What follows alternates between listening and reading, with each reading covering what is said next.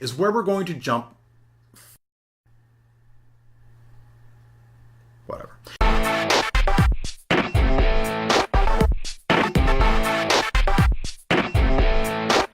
Hey geeks, welcome to my channel. I'm Trey Guillotine, and you're watching kind of a different daily Marvels than I would usually do. This video isn't so much going to be about any Marvel news that's going on, but it's actually a suggested video that I talk about what my suggested X-Men Cinematic Universe timeline is, because as we all know, that, and as Deadpool says in the Deadpool movie, the timeline is really confusing. So it was suggested by a viewer to make this video, and they actually gave me their suggested timeline. So their suggested timeline is starting with Origins, First Class, Days of Future Past, Apocalypse, the upcoming Dark Phoenix movie, the X-Men trilogy, X1, X2, and X3, The Wolverine, and then Days of Future Past Road Cut. And I actually disagree with this timeline order for a few reasons. First of which, well, this isn't such as much a disagreement. I never saw X-Men Days of Future Past The Road Cut, which it's on my list of things I need to see, as well as like the director's cut of the Daredevil film, which is apparently way better than the Daredevil that came out in theaters. So I do need to give both of those things a look. But I don't necessarily agree with it. First of which, because I'm pretty sure that Origins took place in the 1980s, while X-Men First Class takes place, I want to say, in the early 60s, maybe the late 60s, early 70s. Somewhere in that 20 years is when First Class takes place. I'm pretty sure it's like somewhere in the early 60s. I also disagree with the suggested timeline because he doesn't include Deadpool or Deadpool 2, which I do include Deadpool and the upcoming Deadpool 2 into the X-Men Cinematic Timeline. So without much further ado, we're just going to jump right into what my suggested X-Men Cinematic Universe timeline entails, and it's going to get a little confusing, but I think the best way to look at this timeline is to follow Logan. So we're going to start with First Class. Which, like I said, I'm pretty sure it takes place in the early 60s and is actually, for the cinematic timeline, the original starting point for the X-Men, for Professor X, for Magneto, for the rest of the X-Men. First Class is where that story begins. And then we're going to jump a little bit ahead, to X-Men Origins Wolverine, which I know a lot of us want to kind of erase that movie from our minds. We don't want to actually accept it as canon, but it happened. Just like the prequel trilogy of Star Wars, it happened, it's there, accept it, it happened. It was a crap movie, but it still happened. So then we're going to jump to, I want to say, the 1980s for X-Men Origins. Then we're just going to go into the original X-Men trilogy, X-Men 1, X-Men 2, X-Men United, and then X-Men 3 Last Stand. Which those three movies are pretty linear in the timeline. They were pretty linear in the timeline. And then we're going to go into the Wolverine, which is a clear sequel from X-Men 3, where Logan is dealing with the death of Jean Grey and the fact that he was the one that had to kill her. He's kind of dealing with that loss, and he's kind of on his own adventure. It was the first successful Wolverine solo film, which I've had very little issues with that movie. It was a really great movie.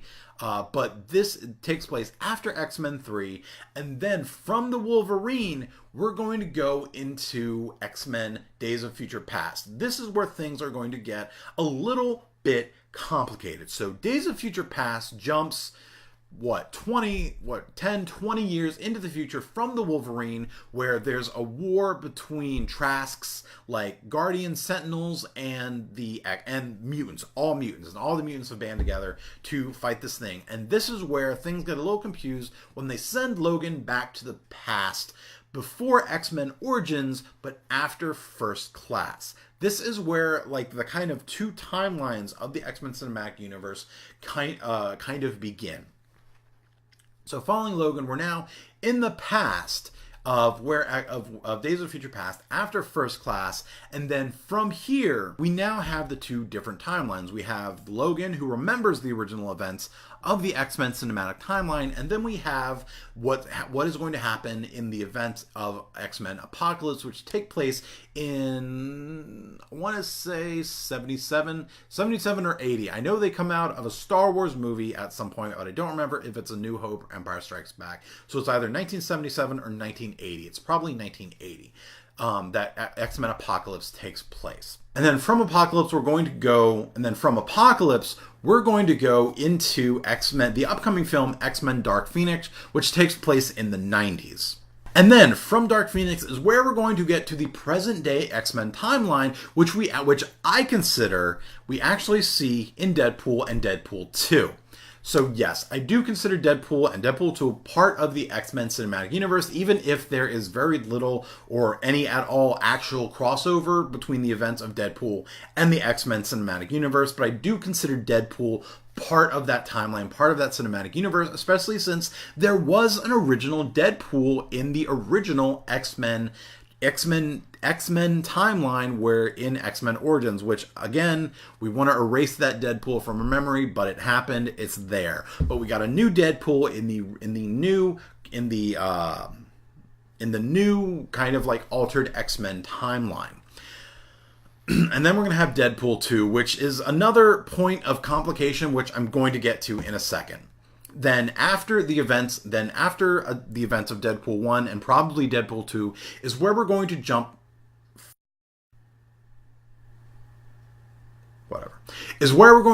into Logan, which is this really bleak future and is the farthest in the X-Men timeline that we've gone. So it's this really bleak future. All or most of the mutants have either died out or have been hunted down, and even at the end of the movie, Logan and Professor X are dead. Sorry, spoilers, it's been out for like a couple of years. You should know it by now. And that's probably where we're going to see the end of the X-Men timeline. Now, where it gets a little complicated is the fact that Cable is being introduced into Deadpool 2, where he comes from the future. So his ability to travel through time is going to cause a complication in whatever the events of Deadpool 2 are that could affect the events that happen in Logan. If it could change that future, if it could make that future worse, if it could make that future better. Chances are there's not going to be any change. Chances are it's not going to affect the timeline at all in any way. But the potential is there, because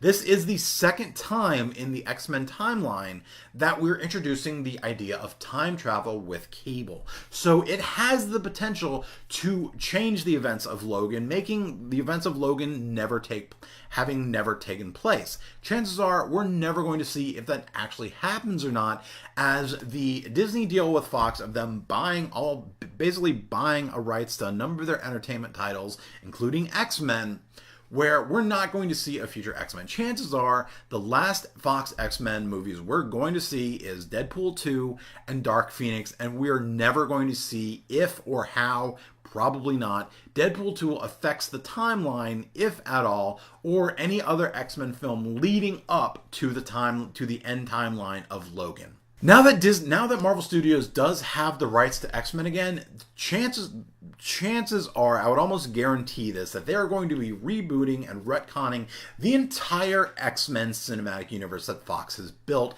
and starting from scratch with their own stories, with their own cast, with their own directors. Hopefully they don't recast Deadpool